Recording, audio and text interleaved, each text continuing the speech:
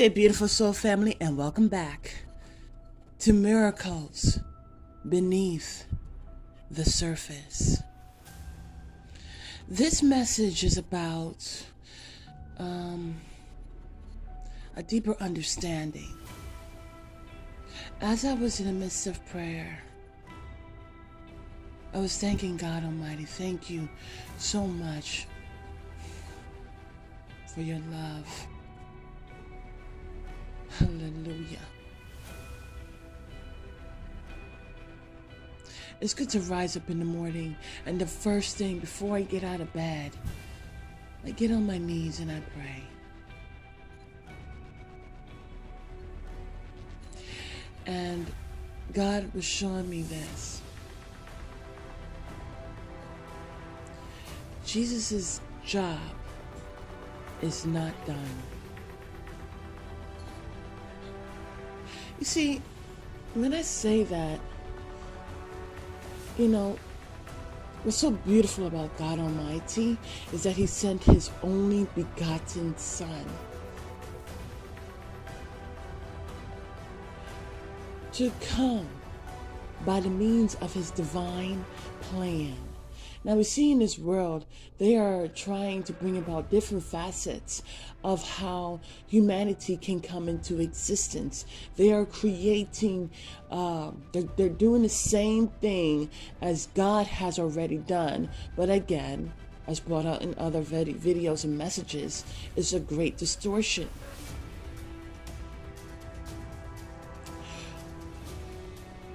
And so, God Almighty gave His only begotten Son. He sent His word, and His word did not come back void.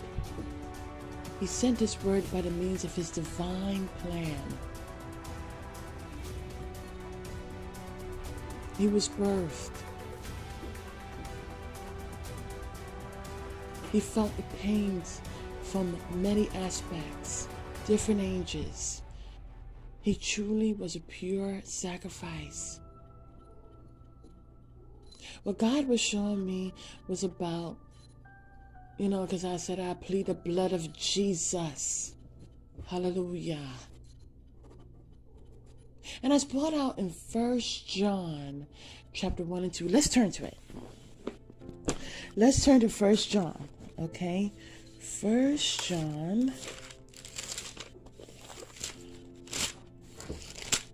1 John chapter 1.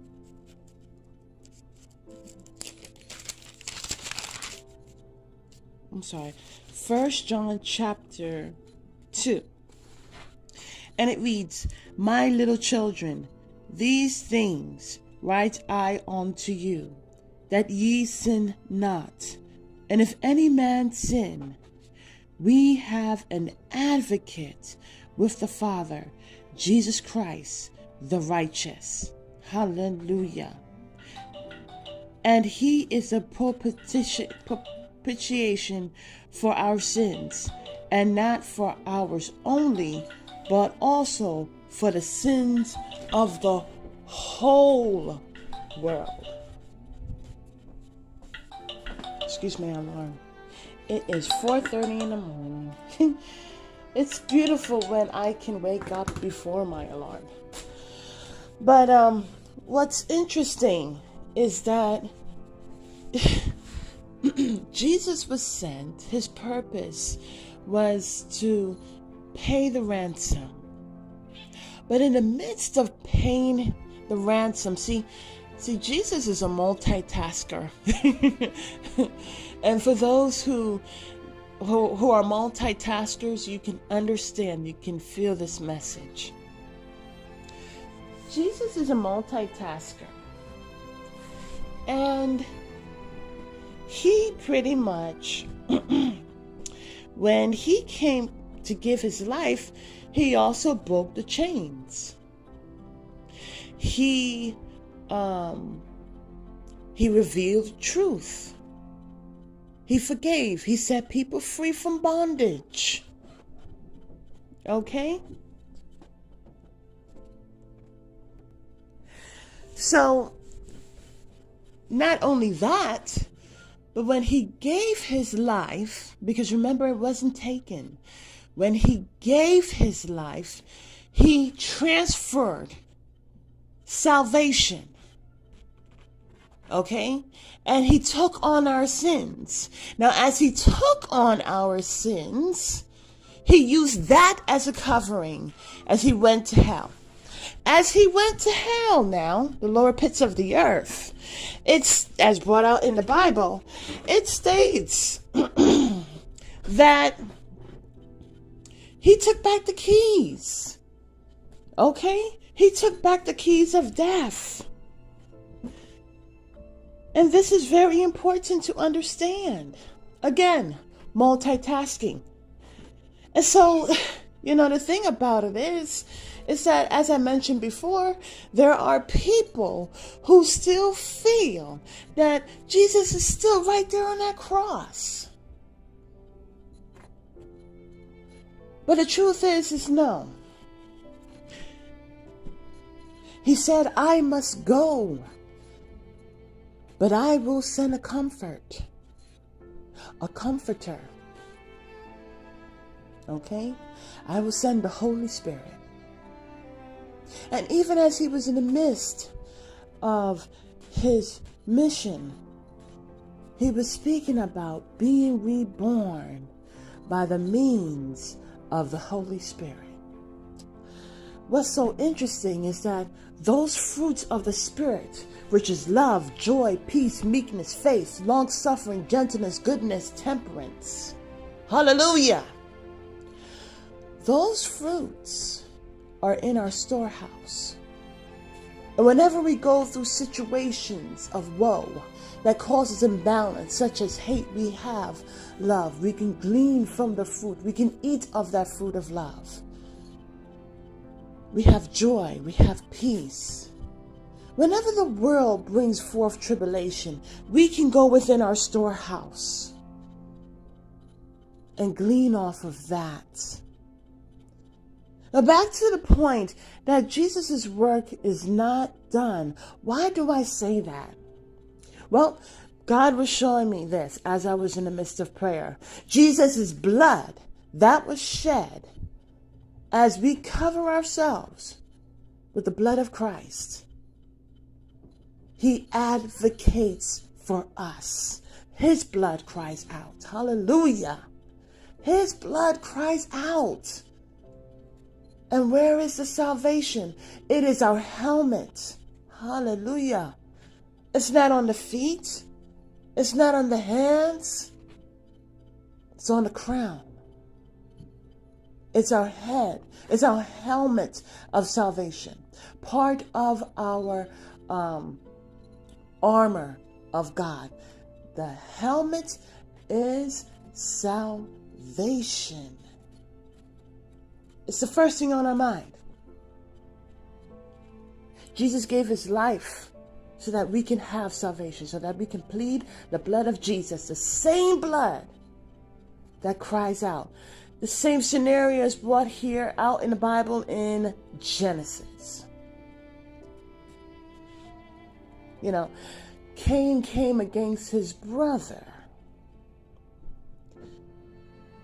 because he was just so blinded by jealousy and rage. Fits of anger is what God is telling me. But there's a lot that he didn't see about his brother Abel.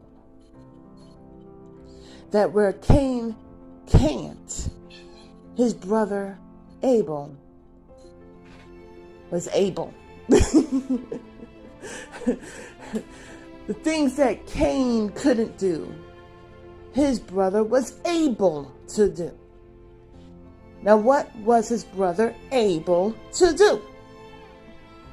His brother was able to cry out. His brother's blood cried out for the Lord.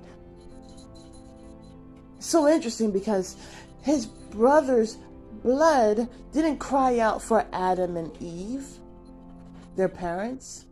No. Abel had an enriched relationship with God, and he cried out for God. And God, who already knew what was going on. Let's go to it. Let's go to it. Genesis. I hope you have your Bibles. Genesis.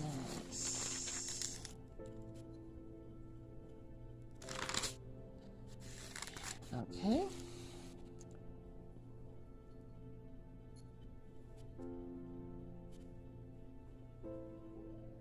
Okay. Let's go to verse 9. Okay. So, in verse 8, it talks about how Cain talked with Abel, his brother, and that he slew him. Right. So in verse 9, now the Lord knew all that was going on. Okay. God is telling me to say omnipresent. And the Lord said unto Cain, where is Abel thy brother? And he said, I know not. Am I my brother's keeper? So the thing is that there is only but so much. Am I my brother's keeper? I don't know where my brother's at. I don't know where Abel is at. Yet he knew. Lying came to him so easily. He knew. And so the thing about it is that, well, God knew what was going on. God knew what was going on. But you want to know what's so interesting? In verse 10, it says this. And he said, what hast thou done? The voice of thy brother's blood cried unto me from the ground. Hallelujah. This brings me even more as to what Jesus' blood is doing for us. This is why his work isn't done. It's infinite. He advocates for us. The blood of Jesus advocates for us. Now, God's telling me to say, don't think that you could just cry out for the Lord. It does say you cry out for the Lord and you shall be saved, but that's all a process in between. You have to come to a point of repentance. You have to say, I'm sorry. You have to come to a point of accountability. And as you come to a point of accountability and you apologize and you ask for forgiveness, see, asking for forgiveness is not the same as apologizing. Because some people will say, please forgive me, but yet you did not apologize. And this is very important. The reason why a person will come to apologize is because they are accountable and they're reflecting on the things that they have done, and to the sincerity of their heart, they say, I apologize. Please forgive me. There are processes to everything that is in reference to God Almighty has order. There are things that need to be done to show reverence and respect. It's not a run-of-the-mill. The kingdom of God is infinite. Okay? And what's so interesting is that of which Jesus has done, his work is infinite. His blood still cries out and advocates for us. But it's for those who repent. Again, for those who hold themselves accountable, they reflect, they take the necessary things out of their life, they apologize with sincerity.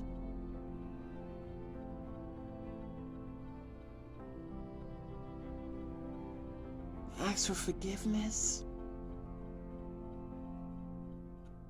And they don't turn back. There are plenty of times, as I mentioned that, God was showing me about Lot's wife. When you're given a way out, you don't look back. Here comes a wonderful term I love to mention. You burn the bridges. You look forward. You keep it moving forward towards God the Almighty. You don't look back. There isn't any remorse. And this is about setting the intention in your heart.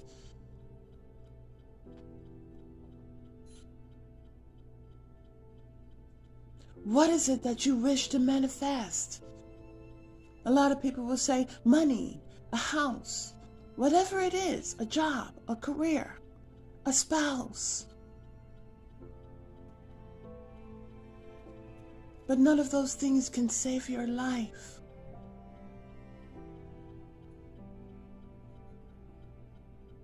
If you're a man, a woman is not going to save your life. If you're a woman, a man is not going to save your life. But what advocates for us is the blood of the Lamb. The same blood of the Lamb that is brought out right before the Israelites were set free. Hallelujah. So pleading the blood of Jesus is just not some type of mantra. I plead the blood of Jesus. No, you have to be in the process of it. There's a whole process. But what's so marvelous is that the infinite work of Jesus the Christ, Yeshua HaMashiach, Yeshua, okay, Son of God, is infinite. It's not finished. It advocates for us.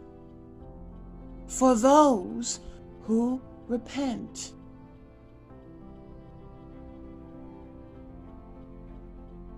There are people who, they just cut their ways. Jesus continues to advocate for us. And because of what Jesus has done, we are set free. Not set free to do the wiles of the world, but the will of God.